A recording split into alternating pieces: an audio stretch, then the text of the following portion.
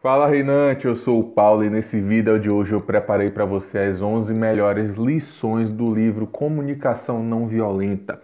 Então já quero pedir para você sentar o dedo nesse like aí, que isso me ajuda muito. E compartilha esse vídeo com alguém aí também que faz sentido para você. Bom, começando, a comunicação não violenta nos mostra como ter relacionamentos saudáveis por meio da comunicação aberta e honesta com nossas observações, sentimentos, necessidades e solicitações. Esse livro nos ajuda a superar os hábitos de comunicação disfuncionais que nós aprendemos quando crescemos, como, por exemplo, ser passivo-agressivo, culpar, rotular, julgar os outros como maus ou bons. E aqui vai a primeira lição desse livro, que é: devemos aprender a comunicação não violenta para evitar falar de maneiras prejudiciais e ineficazes. Certa vez, ele estava em uma mesquita em Belém, diante de 170 homens muçulmanos palestinos e apresentando seus ensinamentos sobre a comunicação não violenta. De repente, houve uma confusão na multidão. Os homens começaram a sussurrar furiosamente entre si. O tradutor de Rosenberg disse-lhe tensamente: eles estão sussurrando que você é um americano. Então o homem na multidão se levantou, apontou para Rosenberg e gritou mais alto que pôde: assassino! Cerca de uma dúzia de outros homens se juntou a ele, chamando-o de assassino de crianças. Esse grupo de palestinos sentiu muita raiva dos Estados Unidos por fornecer-lhe gás lacrimogênico e outras armas a Israel, armas que foram usadas contra o povo palestino. Então, diante dessa multidão furiosa, o que é que você acredita que Marshall Rosenberg, que é o autor do livro, fez? O que é que você teria dito e feito nessa situação? Rosenberg imediatamente se concentrou no primeiro homem que gritou, concentrando-se que naquele homem estava sentindo e precisando naquele momento. Ele perguntou ao homem: você está com raiva porque gostaria que meu governo usasse seus recursos de maneira diferente? O homem respondeu: claro que eu estou com raiva. E gritaram que não precisava de gás lacrimogênico americano e que precisavam de esgoto e moradias melhores. O homem falou sobre como as condições de vida eram miseráveis para ele e sua família, como seu filho brincava no esgoto e as salas de aulas não tinham livros. Então Rosenberg respondeu: ouvi dizer que é doloroso criar seus filhos aqui. Você gostaria que eu soubesse que o que você quer é que todos os pais sejam para seus filhos uma boa educação, oportunidade de brincar e crescer em um ambiente saudável. E essa conversa continuou por mais 20 minutos, com o homem expressando sua dor e Rosenberg refletindo os sentimentos e necessidades do homem. Ele não concordou ou discordou, mas teve como objetivo fazer o homem se sentir compreendido. Em menos de uma hora, o mesmo homem que gritou assassino estava agora convidando o psicólogo americano para um jantar em Ramadã na sua casa. Essa história ilustra o poder da comunicação não violenta. A comunicação não violenta é uma estrutura criada por Rosenberg que nos permite expressar melhor nossos sentimentos e necessidades e fazer as pessoas com quem falamos se sentirem compreendidas. Agora, a maioria de nós nunca diria que falamos com os outros de uma forma violenta.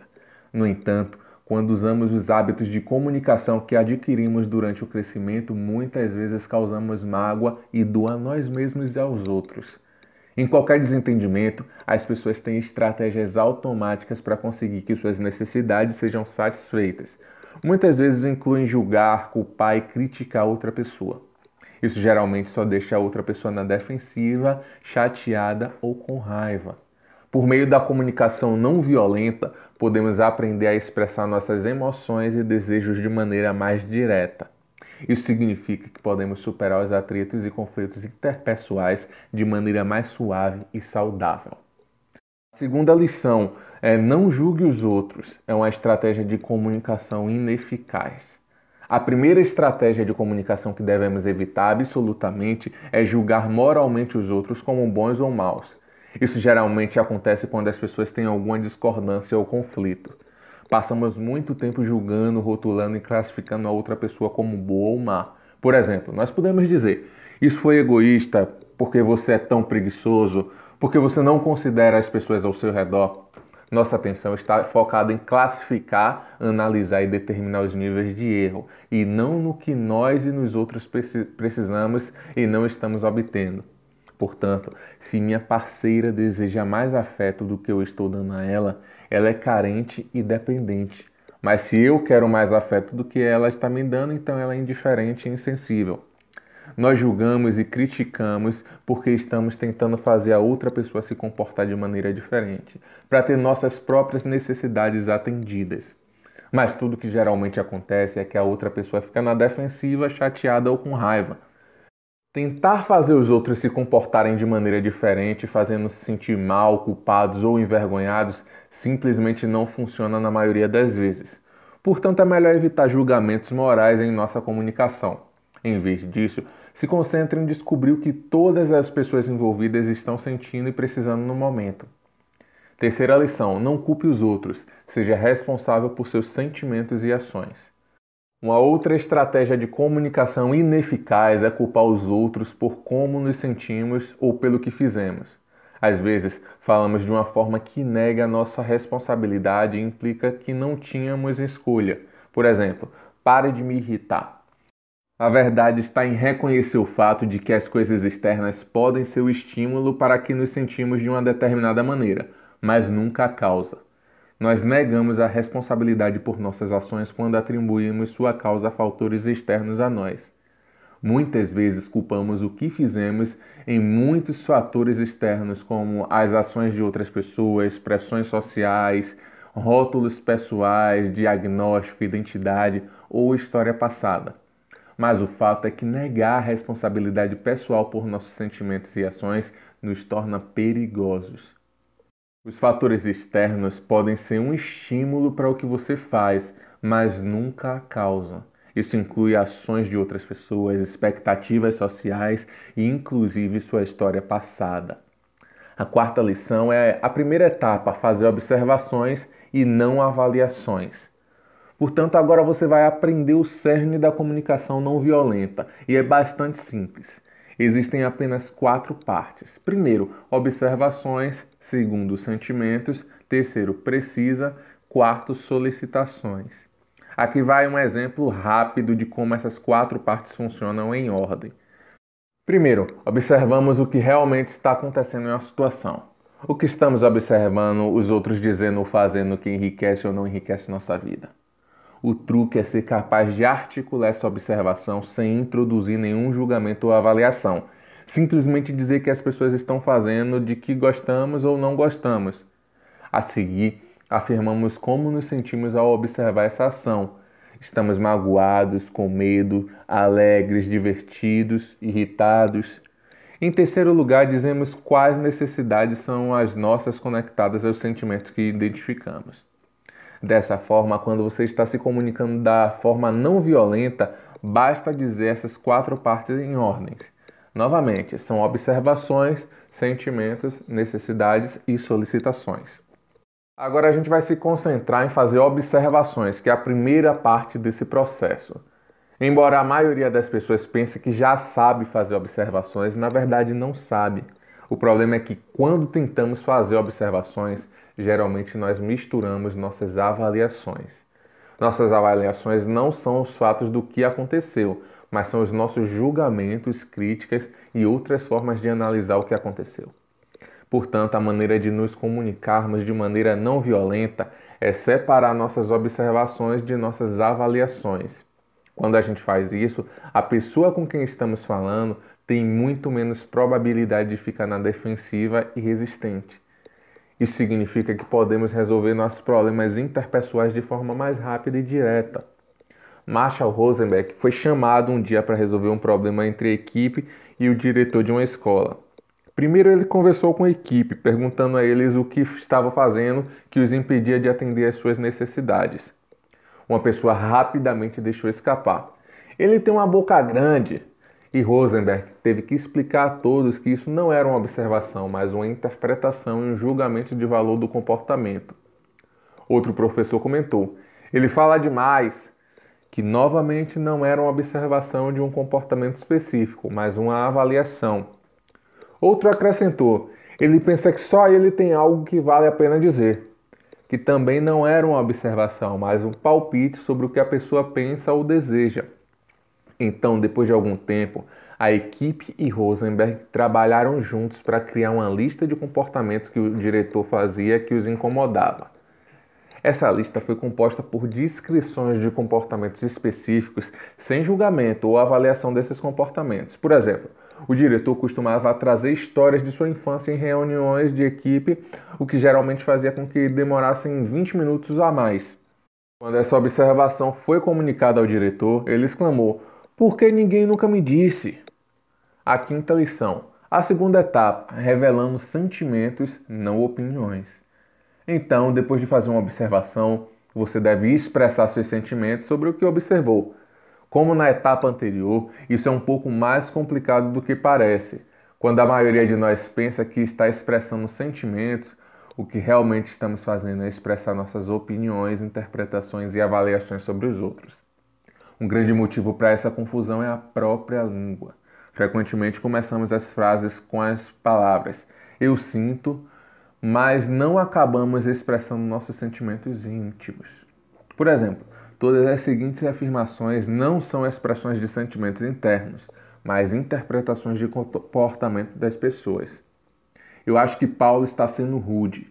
Eu sinto que as pessoas deveriam ser legais. Eu sinto que você não me leva a sério. Existem também afirmações como "eu me sinto ignorado", que também não são expressões de sentimento. Ser ignorado pode parecer uma coisa negativa se você quiser ser notado, mas uma coisa positiva se você não quiser atenção. Portanto, a maneira certa de expressar isso é: eu me sinto magoado porque ninguém falou comigo. Mágoa é um sentimento interior. Ignorado não é um sentimento. E nem palavras são como abandonado, abusado, trapaceado, diminuído, ignorado, entre outras. E aí, nesse momento, você pode estar se perguntando: então, quais são as palavras que expressam sentimento interior? Aqui tem uma lista de sentimentos positivos e negativos para te dar uma ideia. Por exemplo, sentimentos positivos são divertido, apreciativo, antônimo, calma, confortável, confiante, exaltado, animado, alegre, grato, esperançoso, amoroso, maduro, otimista. Sentimentos negativos são com medo, nervoso, incomodado, envergonhada, desapontado, desanimado, com nojo, enfadonho, envergonhado, ferir, com ciúme, sobrecarregado. A sexta lição é a terceira etapa: comunicar necessidades, não críticas. Em seguida, devemos conectar nossos sentimentos às nossas necessidades não satisfeitas. Na raiz de nossos sentimentos sempre existe uma necessidade. Se nos sentimos bem, é porque nossas necessidades estão sendo atendidas. Se a gente se sente mal, é porque nossas necessidades não estão sendo atendidas. As pessoas têm muitas necessidades naturais. Temos necessidade de segurança, saúde, respeito, amor, confiança, cordialidade, diversão e muitas outras. A hierarquia das necessidades que é oferecida no livro são nessa ordem. Primeiro, realização pessoal, que é moralidade, criatividade, espontaneidade, solução de problemas, aceitação de fatos. Segundo, estima, que é autoestima, confiança, conquista, respeito dos outros, respeito aos outros. O terceiro é amor ou relacionamento, que é amizade, família, intimidade sexual. O quarto, segurança, que é a segurança do corpo, emprego, recursos, moralidade, família, saúde. E o quinto, fisiologia, que é a respiração, comida, água, sexo, sono. O grande problema disso tudo é que quando uma das nossas necessidades não está sendo atendida, a maioria de nós nunca aprendeu a comunicar isso. Nós temos a maior probabilidade de julgar, criticar ou diagnosticar as pessoas ao nosso redor na tentativa de mudar seu comportamento. As análises de outras pessoas são, na verdade, expressões de nossa própria necessidade e valor. Então, qual é a diferença entre comunicar uma necessidade e uma crítica? Bom, imagine que uma esposa está chateada porque o marido trabalha até tarde todas as noites. Ela diz: "Você se preocupa mais com seu trabalho do que comigo." Isso é uma crítica e provavelmente vai provocar uma atitude defensiva. Por outro lado, ela poderia dizer: "Amor, eu estou me sentindo só porque eu preciso de mais conexão e intimidade." Com essa frase, ela está revelando seu sentimento e o conectando a uma necessidade não atendida, sem criticar ele. Uma boa fórmula a seguir é: eu sinto o seu sentimento porque eu preciso de tal resultado. Certifique-se de evitar dizer eu me sinto de tal forma porque você fez isso. Isso remete a culpar outra pessoa por como nós nos sentimos. Mas quando você diz eu me sinto dessa forma porque eu preciso disso, você está simplesmente reconhecendo e comunicando claramente suas necessidades. A sétima lição, a quarta etapa, fazer solicitações, não demandas. A última parte da comunicação não violenta é fazer solicitações. É quando você diz a outra pessoa exatamente o que ela pode fazer para atender suas necessidades. E seus pedidos devem ser concretos e específicos. Frequentemente, a gente comete o erro de pedir a alguém que mude usando uma linguagem muito abstrata e vaga. Em um dos workshops de Marshall Rosenberg, ele reconheceu uma mulher que estava dizendo ao marido: eu quero que você me dê a liberdade de crescer e ser eu mesma. Poxa, uma declaração como essa deixa a maioria das pessoas coçando a cabeça sobre quais comportamentos específicos que deveriam mudar. Além disso, os pedidos pouco claros têm grande probabilidade de provocar resistência e argumentos como: mas eu te dou muita liberdade. Rosenberg fez mais perguntas à mulher para esclarecer quais comportamentos específicos ela queria ver de seu marido. Ela lutou por alguns minutos e finalmente admitiu: eu quero que ele sorria, não importa o que eu faça, e diga que está tudo bem. E quando finalmente conseguiu expressar o que desejava, em termos claros e concretos, a mulher percebeu que seu pedido deixava pouca liberdade para o marido ser ele mesmo na relação e ter suas próprias necessidades respeitadas. Frequentemente, o uso da linguagem vaga e abstrata pode mascarar jogos interpessoais opressores. Outra parte de fazer solicitações eficazes é evitar exigir que a pessoa faça o que você deseja. A diferença entre um pedido e uma exigência é que as exigências fazem a outra pessoa acreditar que será punida se não fizer o que a gente disse. Portanto, devemos deixar claro para outra pessoa que só queremos que ela siga nosso pedido se puder fazê-lo à sua própria vontade. Você não irá puni-lo de forma alguma se eles não obedecerem. Por quê? Porque quando as pessoas seguem nossos pedidos por culpa ou medo de punição, o relacionamento terá um ressentimento crescente. É melhor eles seguirem nosso pedido por compaixão e consideração. Para evitar fazer exigências, esteja atento quando começar a ter pensamentos como: ele deve fazer isso, ela deve fazer isso, ou eu mereço isso. Esse tipo de pensamento faz parecer que você está exigindo um determinado comportamento por dever obrigação ou reciprocidade oculta. Então, eu espero que você esteja tendo a noção da fórmula geral agora. Em poucas palavras, a comunicação não violenta é: quando isso acontece, eu sinto isso porque preciso disso, então eu gostaria que você fizesse isso. E se alguém disser que não ao seu pedido? Isso não significa que você deve desistir imediatamente, mas primeiro tenha empatia total com o que está sendo impedido de dizer sim, antes de se envolver em mais persuasão. Oitava lição: dê empatia em primeiro lugar, não conselho ou garantia. A parte mais importante de receber os outros é sempre começar com empatia. Quando outras pessoas confiam em nós, muitos de nós temos uma reação automática de oferecer conselhos ou garantias. Essa pode ser nossa tentativa de consertar qualquer problema que os esteja incomodando. Ainda assim, na maior parte do tempo, quando alguém revela seus sentimentos, o que realmente precisa é de empatia. Portanto, é sempre melhor perguntar antes de dar conselhos ou garantias, porque geralmente não é isso que a outra pessoa está precisando. A parte mais importante da empatia é estar presente com a outra pessoa e com o que ela está sentindo. Não se trata de compreender intelectualmente a situação deles. Na verdade, quando o psicólogo está muito ocupado tentando entender intelectualmente a situação de alguém ou conectando-a com a teoria psicológica, isso pode realmente interromper a empatia. Você saberá que a outra pessoa recebeu empatia suficiente quando parar de compartilhar ou parecer visivelmente aliviada. Nesse ponto, eles estarão abertos e preparados para ouvir seus próprios sentimentos e necessidades. Nono, para difundir a raiva, reflita as mensagens carregadas de emoção. Uma ótima ferramenta para demonstrar empatia é parafrasear. Isso significa refletir de volta o que a outra pessoa acabou de dizer de uma forma que demonstre que você entendeu. Por exemplo, se seu filho disser, eu odeio a escola, então você poderá responder, você está se sentindo triste porque não está gostando das aulas?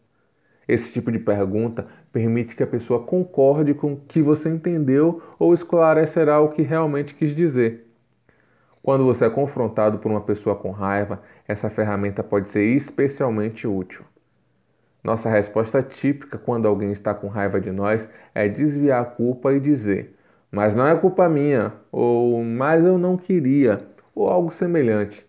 Geralmente, esse é o movimento errado. Rosenberg brinca que nunca devemos colocar nosso mais na cara de uma pessoa com raiva. A resposta adequada à raiva é ter empatia.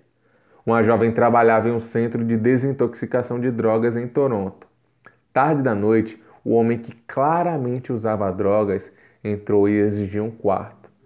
Quando ela começou a explicar que todos os quartos estavam ocupados, o homem saltou sobre ela e imobilizou-a no chão, sentando-se no seu peito, e levou uma faca à sua garganta, gritando: não minta para mim, você tem um quarto. A mulher se lembrou do treinamento de comunicação não violenta que fez apenas algumas semanas antes e sabia que precisava responder com empatia em vez de argumentar. Então ela ouviu os sentimentos e necessidades por trás da palavra do homem e disse: parece que você está com muita raiva e quer um quarto. O homem respondeu que podia ser um viciado, mas que merece respeito. E a mulher continuou a refletir, dizendo: você está louco por não receber o respeito que deseja? Isso continuou por mais um tempo, e a empatia estava claramente dissipando a raiva do homem. Por fim, ele se levantou, a mulher o ajudou a encontrar um quarto em outro lugar. Ela tinha certeza de que se tivesse respondido como mas os quartos estão realmente cheios, então o homem teria cortado sua garganta. A 10ª lição: para lidar com as críticas, ouvir as necessidades atendidas por trás disso. Marshall Rosenberg diz que existem 4 maneiras de lidarmos com as críticas. A primeira, podemos culpar nós mesmos e aceitar o julgamento da outra pessoa. Isso geralmente tem um grande custo para a nossa própria autoestima, por exemplo. Sim, eu deveria ter sido mais atencioso. O segundo, podemos culpar outra pessoa desviando as críticas de volta para ela, como por exemplo, não, você deve ser menos sensível. Terceiro, podemos expressar nossos próprios sentimentos e necessidades naquele momento, como por exemplo, quando você diz que eu sou muito exigente, eu me sinto péssimo porque eu preciso de tal coisa. Quarto, podemos persuadir a outra pessoa a expressar os seus sentimentos e necessidades. Por exemplo, você está se sentindo mal porque precisa disso? Diante de qualquer crítica ou mensagem negativa, a nossa melhor opção é sempre olhar além das palavras inflamadas para as necessidades não satisfeitas por trás dela. Por exemplo, se o parceiro chama você de preguiçoso, você pode aceitar o julgamento e sentir vergonha, ou pode chamá-lo de um nome ruim em troca que não resolve nada, ou pode procurar necessidade por trás da palavra.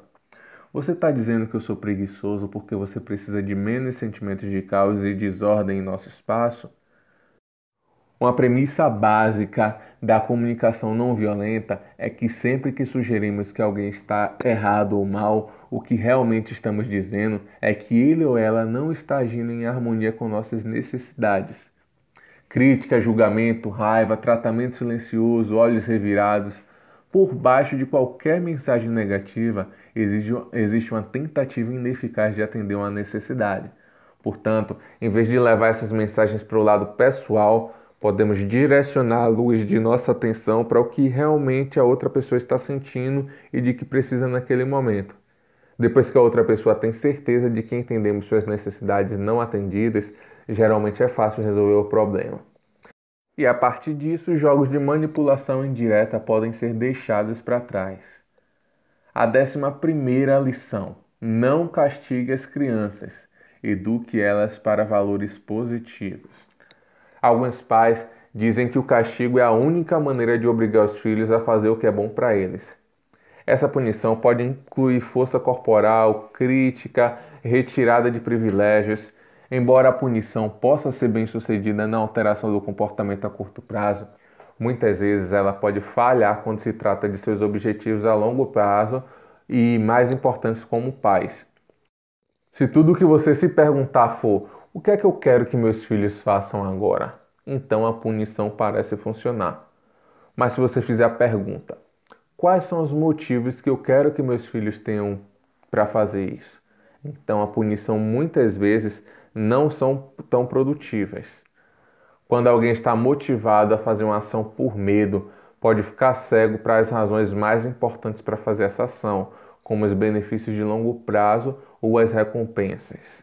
Por exemplo, você gostaria que seus filhos lessem livros porque gostam de aprender ou porque serão punidos se não fizerem?